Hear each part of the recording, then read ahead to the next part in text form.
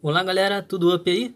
Hoje eu vou fazer um vídeo um pouco diferente, eu vou falar de uma perspectiva interna do ser humano, como a gente de fato ser preenchido, e eu vou acabar usando um recurso aqui que eu gosto bastante, que é o hebraico.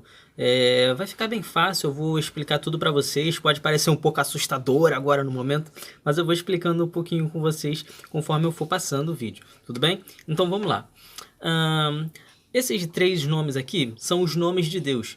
Esse daqui é o El, que significa Deus.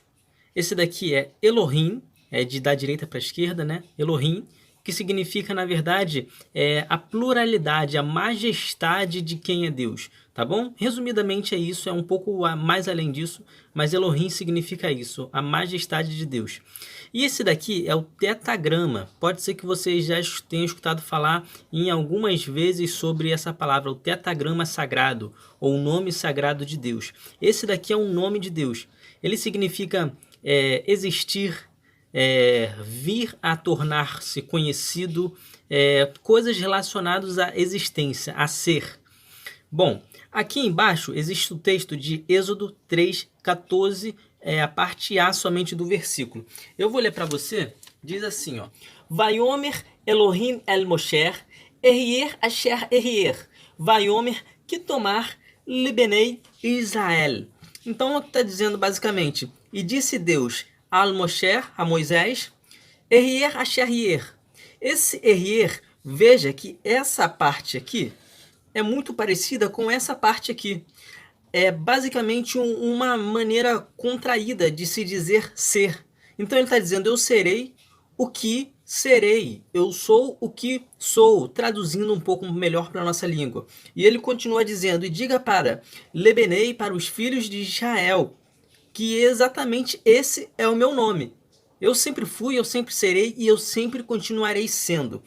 Bom, tem um verso, esse verso ele fica em Êxodo 24.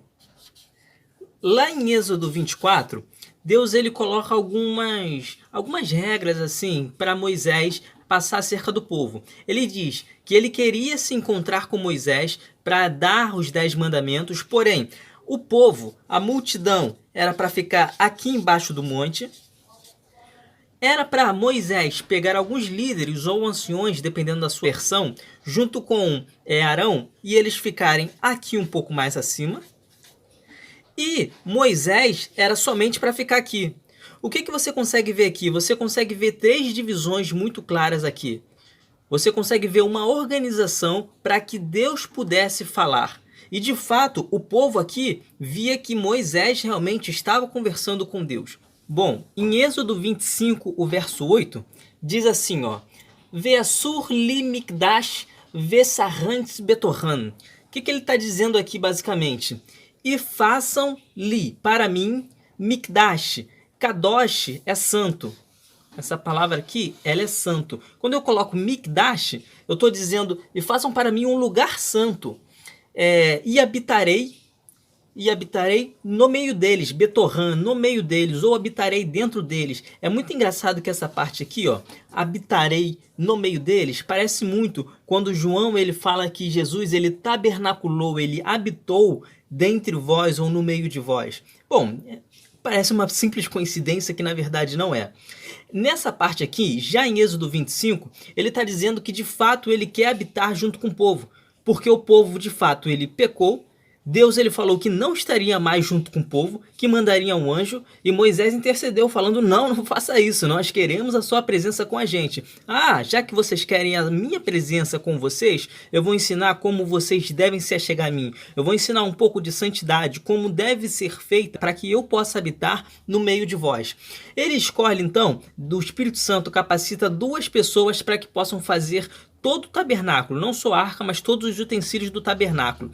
Ele escolhe a Bezalel e a Oliabe. Existe algo muito interessante no nome dessas dois personagens aqui, que Bezalel, essa palavra aqui, significa sombra. E esse El, lembra lá no comecinho do vídeo? Esse El significa Deus. Então Bezalel significa sombra de Deus. Pronto, sombra de Deus. E o que era exatamente o tabernáculo? Era simplesmente uma sombra de uma visão muito real que Moisés tinha visto. Parece engraçado porque por mais que essa visão fosse de fato uma visão que Deus deu muito milimétrica, muito cirúrgica, você vê muita diferença arquitetônica do tabernáculo de Moisés para o de Salomão, para o de Herodes, e é normal que isso aconteça, porque a ciência, a engenharia acaba evoluindo muito, mas basicamente essas três partes que a gente viu, elas se mantêm. Esse outro personagem aqui é Oliabe. E Oliabe também é bem engraçado, porque quando a gente começa a separar, essa palavra aqui é a base do verbo ohel, que quer dizer tenda. E Oliabe, ave, significa pai. Então, Oliabe significa a tenda do meu pai. Olha que interessante, a tenda do pai. Quem estava fazendo todo o tabernáculo era a tenda do pai, onde de fato seria uma tenda, seria uma habitação para Deus ali, e ele faria tudo dentro da sombra, dentro ali do detalhe que ele realmente tinha visto, que Deus tinha passado para Moisés. Vamos continuar aqui. Todos esses elementos, aqui era a entrada, e logo quando as pessoas entravam, a multidão ela se deparava com um altar, que era todo feito de bronze, o altar do sacrifício, e também uma pia. E essa pia de bronze, ela só podia ser utilizada pelos sacerdotes, para poder lavar as suas mãos, para poder lavar os utensílios que utilizavam-se aqui no altar. É muito interessante porque esse bronze significa exatamente sacrifício mesmo. E essa entrada aqui era somente a entrada que o povo poderia vir. Eles só poderiam ficar até aqui. Bom, aqui dentro você tinha uma divisão. Essa divisão era assim, era o santo lugar e o santo dos santos. Então, no santo lugar, você tinha três elementos importantíssimos. Você tinha ali a menorá, você tinha aqui o pão, a mesa de pães da proposição, tá bem pequenininha, mas é uma mesa de pães da proposição, e você tinha um altar de incenso também. Nessa parte aqui, só entrava os sacerdotes. Só os sacerdotes entravam aqui e eram sacerdotes de fato direto da linhagem de Levi. E aqui por dentro, aqui, nessa última sala aqui, é onde ficava a Arca da Aliança aqui, simbolizada por esse objeto aqui. Tá bem diferente, mas seria mais ou menos isso daqui. A Arca da Aliança, ou Arca do Testemunho também. Aqui só entrava o sumo sacerdote apenas um dia. Ele poderia entrar aqui. Bom, o que isso significa? Como você vê, as três divisões elas ainda estão estabelecidas aqui. Jesus ele se apresenta como o caminho, a verdade e a vida. É o Derer, Emet e Haim. Bom, tem um negócio aqui bem interessante que eu acabei de lembrar.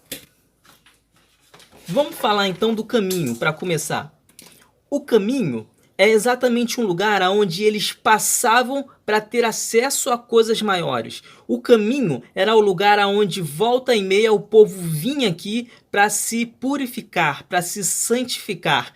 Estar nesse caminho era uma ideia que de fato valia a pena, porque era o caminho que Deus estava guiando, era um caminho onde a presença de Deus estava cada vez mais próxima. Então a importância de Jesus chegar e dizer: eu sou o caminho, é exatamente se relacionando a esses elementos que faziam com que o povo pudesse se achegar, se purificar, estar mais próximo de Deus. O segundo se chama a verdade. Por quê? Porque aqui tinham elementos de fato que faziam total diferença na vida do povo. Aqui o candelabro ele pode simbolizar, por exemplo, a unção, porque precisava de fato estar com o óleo, com o azeite limpo e sempre com o fogo aceso. O pães da preposição significa o alimento, o incenso significa a oração, a importância da oração na nossa vida.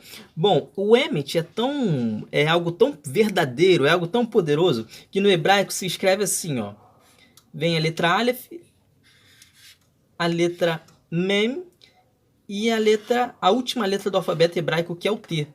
Isso aqui é Emet, isso aqui é verdade. Se eu tiro somente essa letra aqui, isso virou Mut, isso virou morte. Bom, por que isso tem a ver? Tudo no hebraico tem uma relação. Por que se eu tiro só uma coisinha, a verdade vira mentira? Sabe aqueles textos em Apocalipse que diz que aquele que tirar mesmo que um pedacinho do que está escrito ali, de fato vai receber os juízos de Deus? Porque tudo isso aqui é importante. Não existe várias verdades, existe só uma verdade. E isso que ele está ensinando somente nessa parte aqui, realmente revigora a gente. Aqui nós temos a parte que se chamava vida. E era literalmente aonde tinha a presença mais forte daquele que nos deu a vida. A gente pode fazer uma simbologia aqui também com corpo, alma e espírito. Eu tenho elementos aqui que podem dizer que de fato como eu estou caminhando. É só você olhar para o meu corpo e eu consigo dizer muito de mim às vezes. Se eu tô magro, o que eu tô comendo, se eu tô gordo, se eu estou fazendo atividade física, estou cuidando da parte exterior somente pelo caminho. E isso me leva a algumas inclinações que vão mexendo na minha alma. Isso vão fazendo dentro de mim algumas verdades possam ser consolidadas. Não existe nada mais terapêutico do que a oração. Não existe nada mais sábio nesse mundo do que a própria palavra de Deus. Não existe nada mais poderoso do que sentir a unção do Espírito Santo, o fogo dele agindo sobre o altar do nosso próprio coração.